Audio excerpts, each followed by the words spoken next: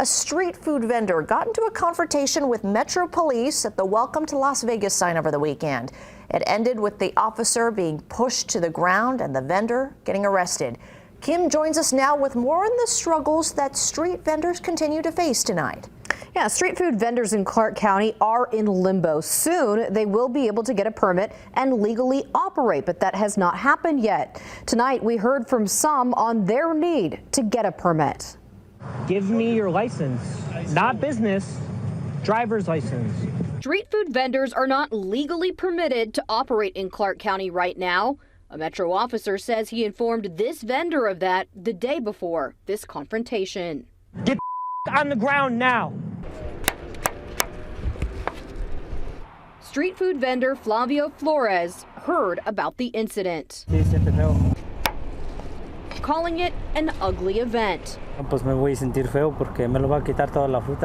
He told Fox 5 he would feel bad if all of his fruit was taken away, but knows it is always a possibility. He says he would have to get another job to earn the money to start again. He spends about $300 a day on ice, cups, and fresh fruit. He says he is going to feel a whole lot better once licenses start being issued and plans to get one no matter the cost. Vendo aguas frescas, vendo fruta. Fox 5 spoke with vendor Nayeli Hernandez last month when the bill that will legalize street food vending through a permitting process was signed.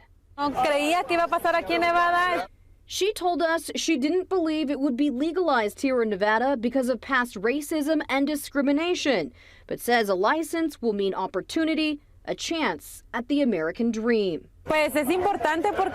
She says it's important because street vendors have always faced confiscation of their things and have to constantly be moving from corner to corner. With a permit or license, they will no longer have to live in fear.